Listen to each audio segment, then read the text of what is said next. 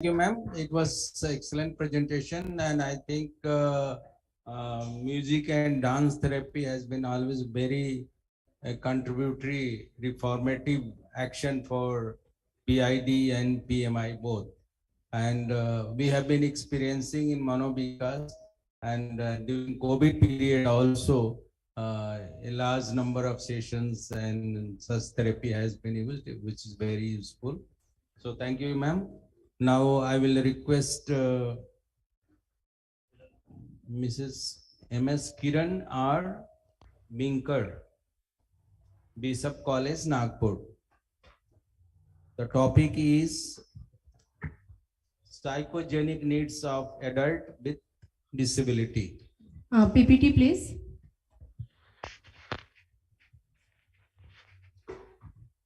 I am Kiran Binkar, research scholar, Hislop College, Nagpur. Thank you, organizer, for the opportunity given. Before start my presentation, I want to thank all the persons with locomotor disability to cooperate in my study. This is abstract, madam. Madam, PPT, please. Okay. Okay, no, ma'am, no problem, ma'am.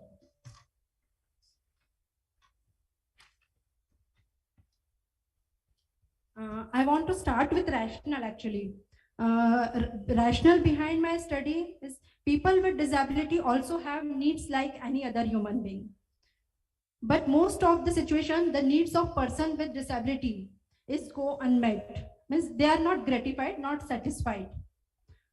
Parents, professionals are also not able to understand it, which may lead to frustration and sometimes it may exhibit in violent behavior. My study attempts to explore the needs, basically it is psychogenic needs of person with locomotor disability so that their personality functioning can be better understood.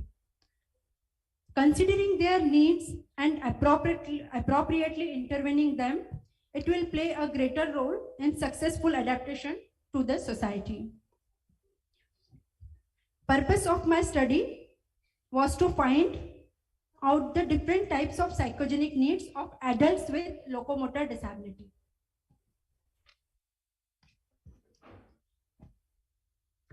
There was total 100 sample, 50 male and 50 female in my study, and their age range was 18 years to 45. And their mean age was 32.6 years. And the data was collected from Nagpur district. And I used tool thematic perception test, Indian adaptation by Dr. Uma Chaudhary. I included in my research adults with locomotor disability from rural and urban area, educated and uneducated, employed and unemployed, married and unmarried. And I excluded locomotor disability associated with any other disability like intellectual disability, visual impairment, hearing impairment, etc. And also I avoided any kind of psychiatric disorder in the group. During the data collection, I didn't consider their socioeconomic status. Data analysis, its story. As many of us know that TAT is a storytelling test. Each story was interpreted using Murray's interpretation system. Each need received a score, means frequency. The frequencies were converted into percentage. The data was analyzed using SPSS and chi-square was calculated to see the significant difference between male and female. Here I want to tell you brief about TAT, very short. The TAT consists of 10 cards with scenes on them. It can be administered on age range of 10 years and above. It is based on Murray's concept of personality.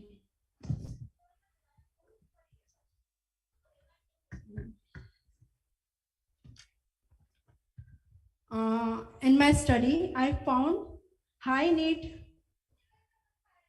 person of locomotor disability exhibit high on need for affiliation, need for aggression, need for achievement, need for nurturance, and need for sex.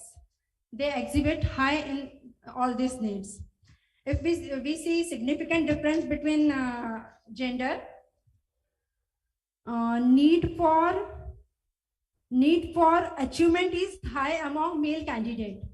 Need for achievement was high among male candidate.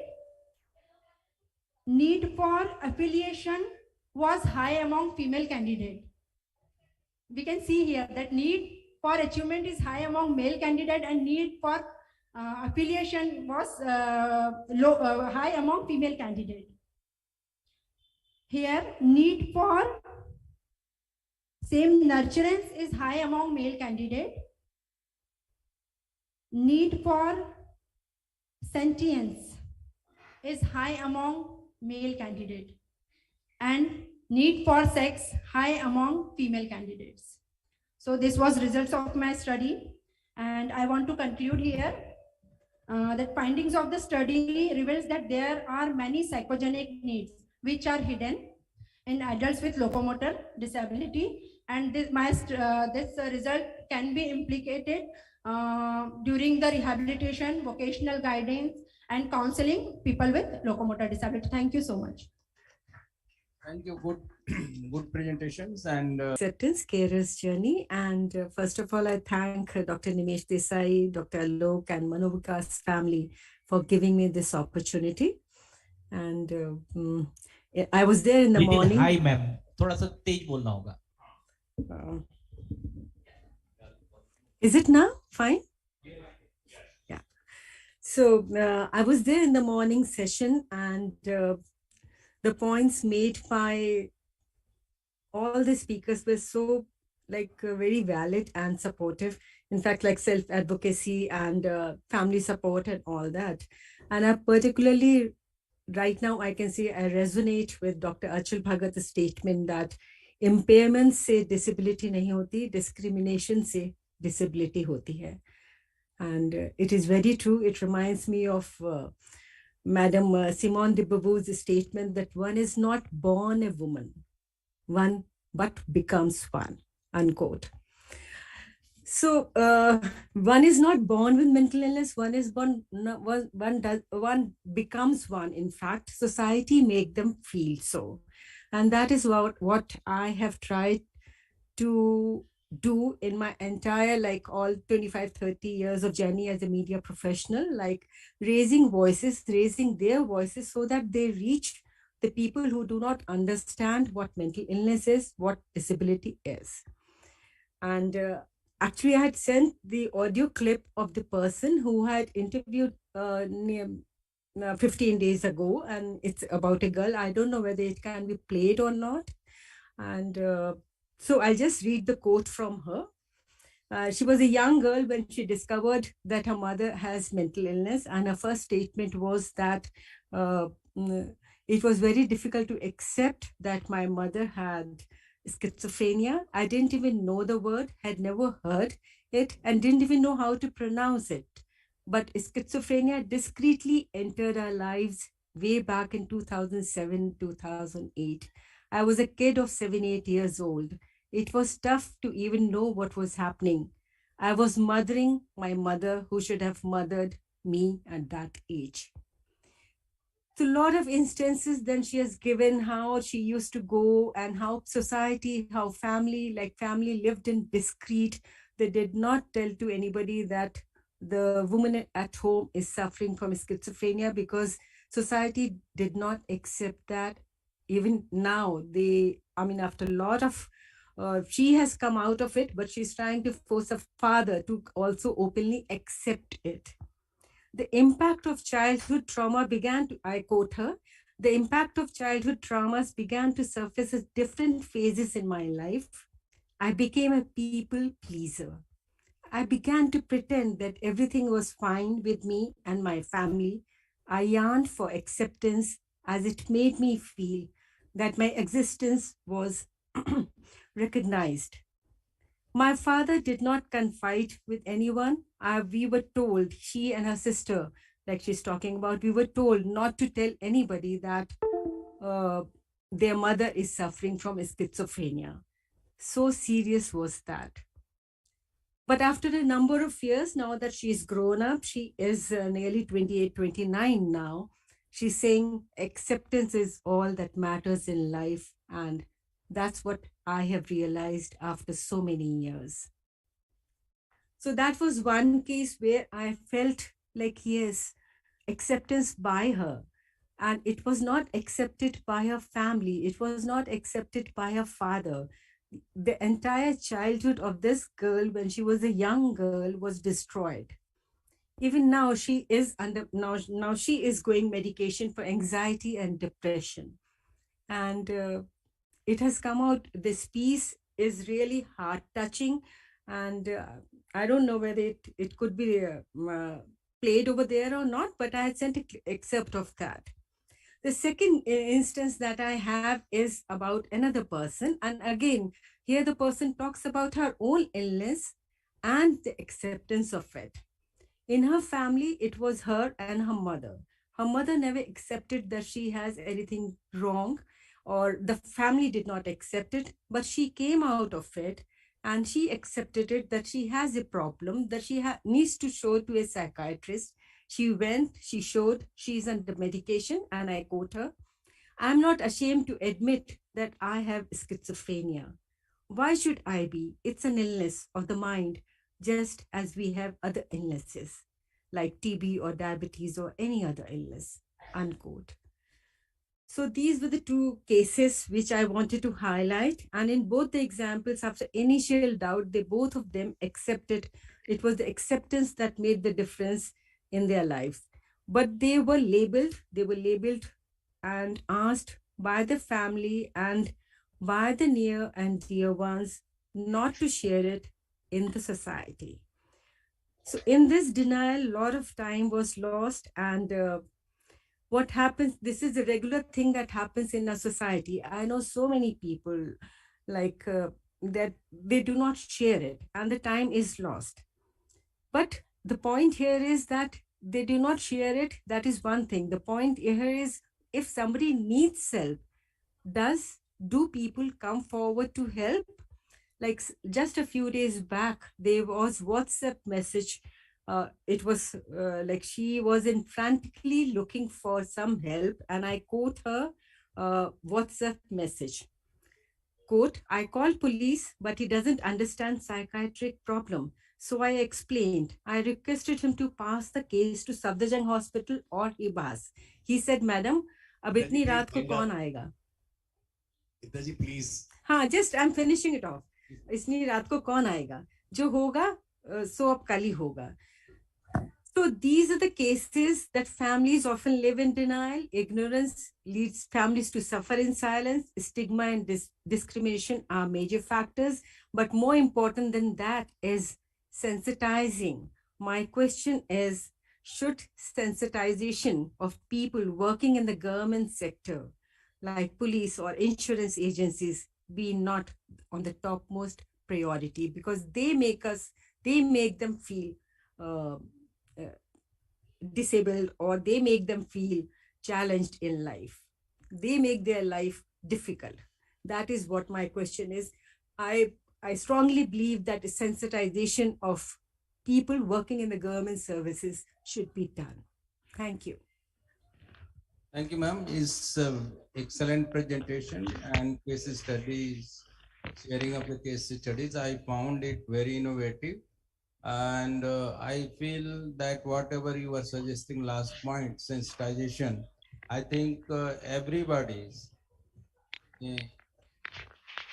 including armed forces, police, hospital authorities, everybody is there is a need to sensitize them on the subject. Most of the people are not aware. We have experiencing this in also when the police comes with the children who are in conflict with the law before us. They are also not very familiarized with these all issues and how the families are, why the families are not supporting and why they should be given such supports. So ma'am, it is a very valid point you have raised, and I think organizer will definitely take care, and whenever we will be organizing such programs, we will definitely look into it. Thank you, ma'am. Thank you.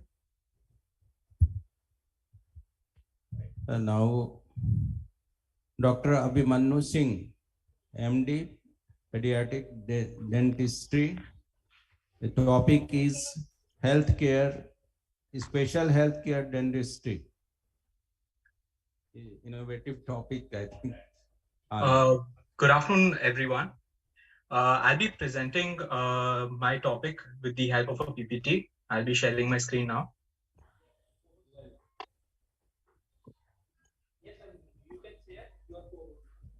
All right. All right. So today I'll be talking about the rising need of special healthcare dentistry.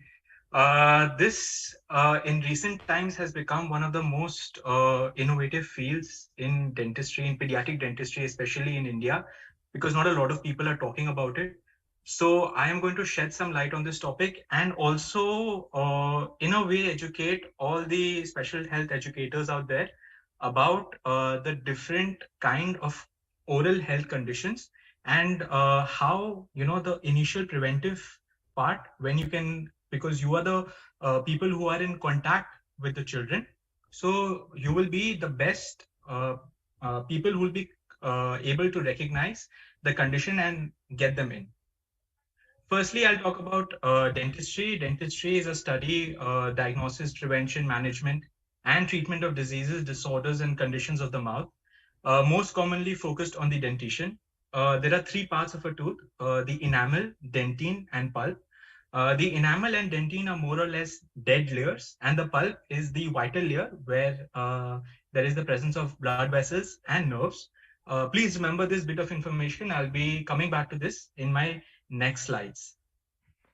Okay. Pediatric dentistry is an age-defined specialty that provides both primary and comprehensive preventive and therapeutic oral health care for infants and children through adolescents, including those with special healthcare needs. Special care dentistry is the delivery of dental care tailored to the individual needs of patients who have disabling medical conditions beyond routine conditions or mental or physiological limitations that require consideration beyond routine approaches. This is just basically a simple introduction to what is in the purview of my field. Now, what is the relationship between mental health and dentistry?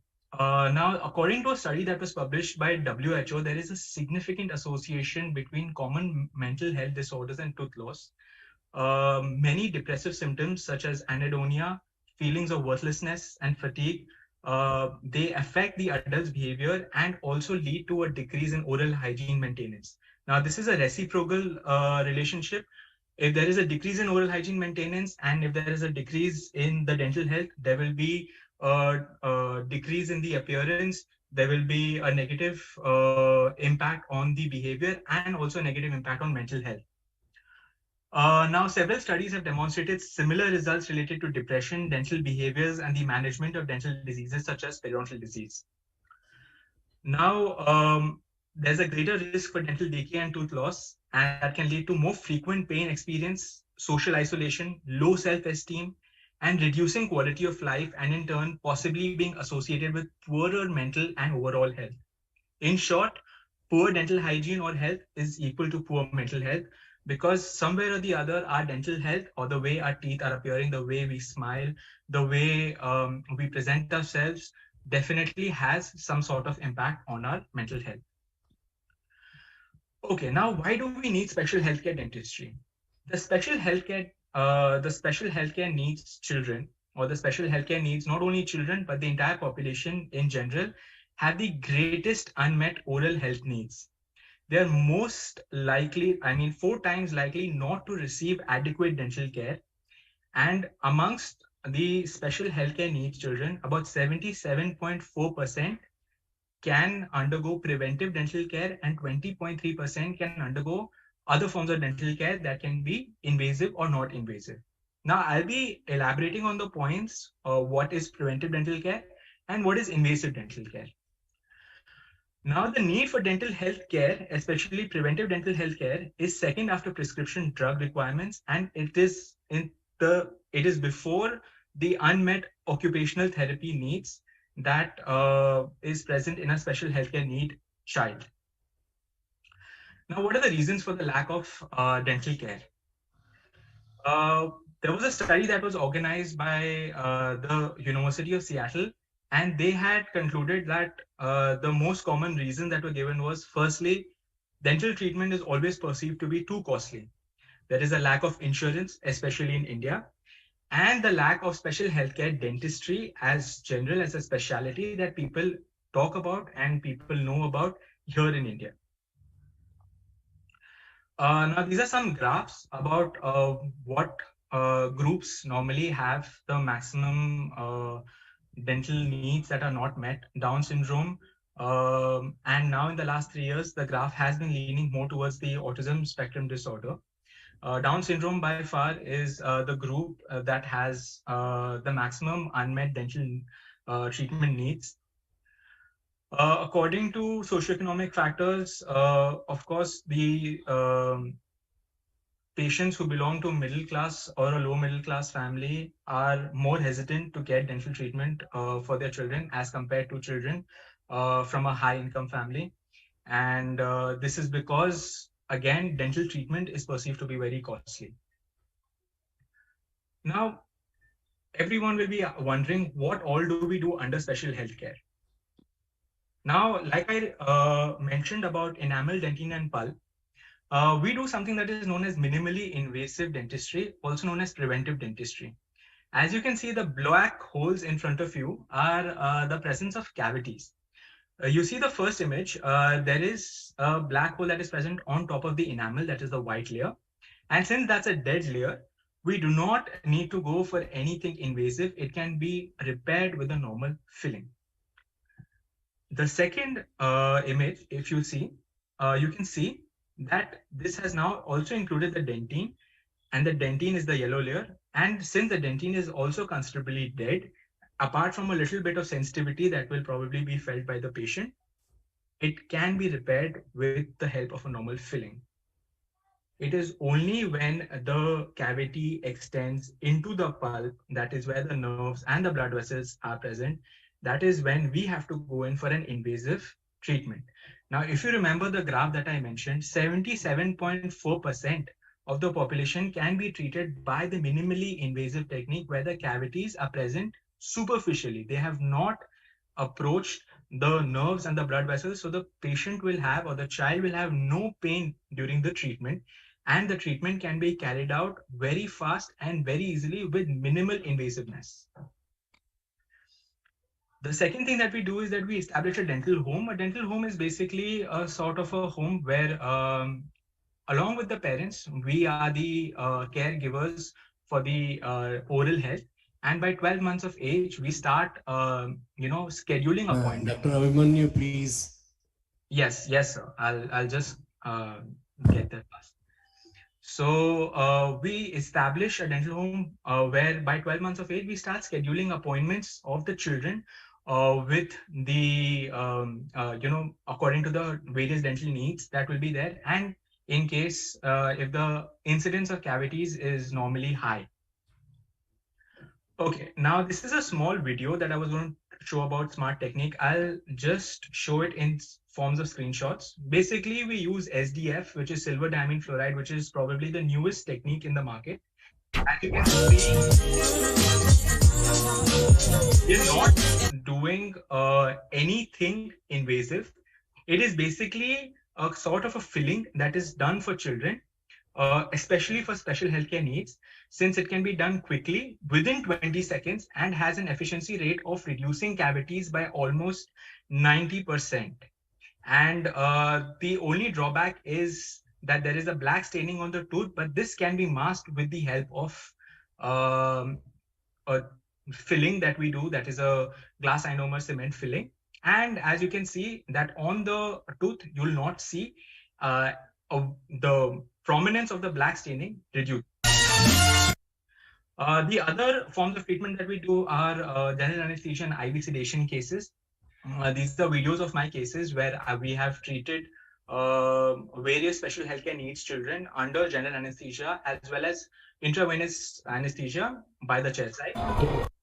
And the third thing that we do is behavior modification or out of the box solutions.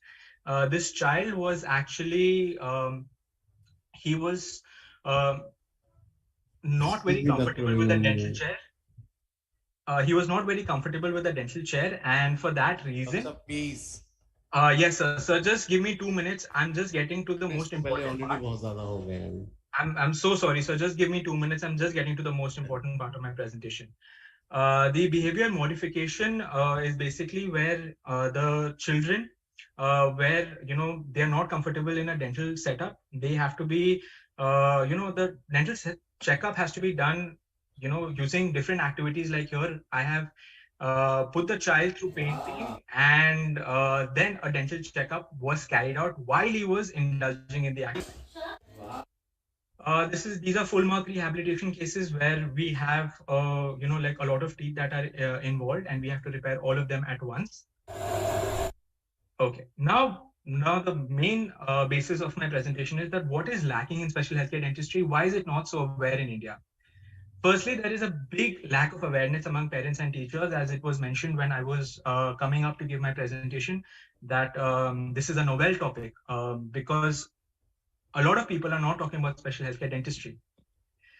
Second is the cost of treatment. Now, here I would like to shed light on the fact that the two parts that I talked about, the minimally invasive parts where the cavity is present only on the enamel, and the dentine, where the treatment can be done only with the help of fillings. The fillings cost as low as 500 rupees. This is not at all expensive. The problem is that most of the time the cavities are diagnosed, or the parents come to know about a dental problem only when there is pain. And at that time, we have no other option rather than... Can you please sum up? Yeah, I'm just summarizing. This is my last slide, sir. We have no other option apart from going in for an invasive treatment, which is more expensive. And for this, we always try to educate our patients, try to educate parents to bring in their children every 6 months so that we can diagnose cavities in the initial stages.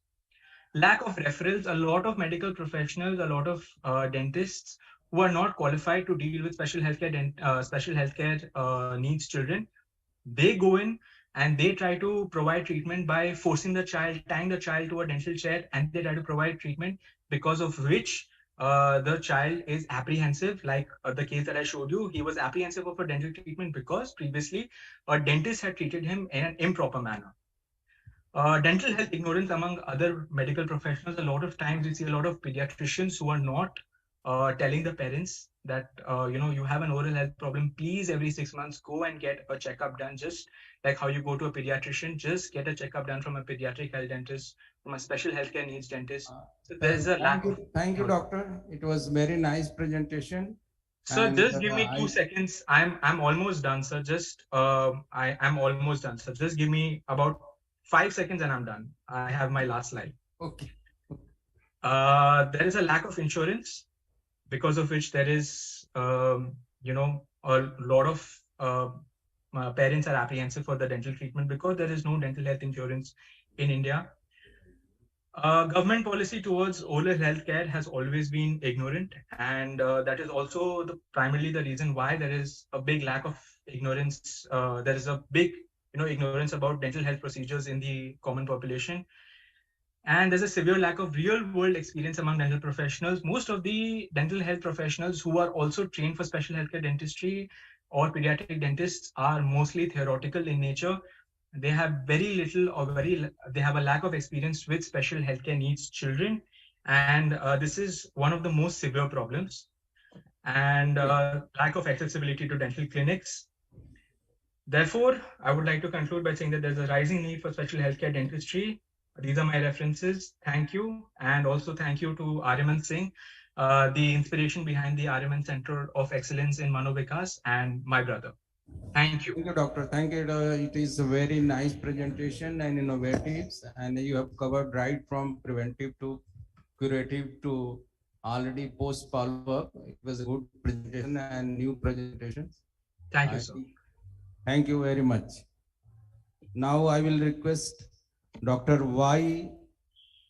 Ramakrishnan, the lecturer TCTBH Sikandrabad, The topic is education for all. Are you online? है?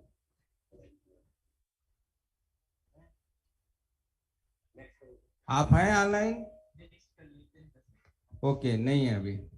Next is Sangeeta Vasudevan, mind management.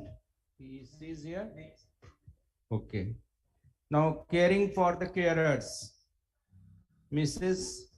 Gurmeet Kalra, Yes, sir. Assistant Manager. She's here. Yes, sir. Carry on.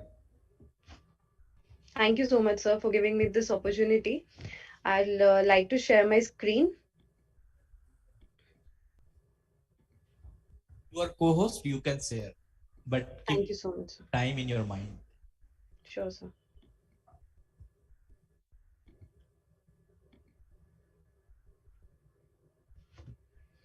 So is the screen visible?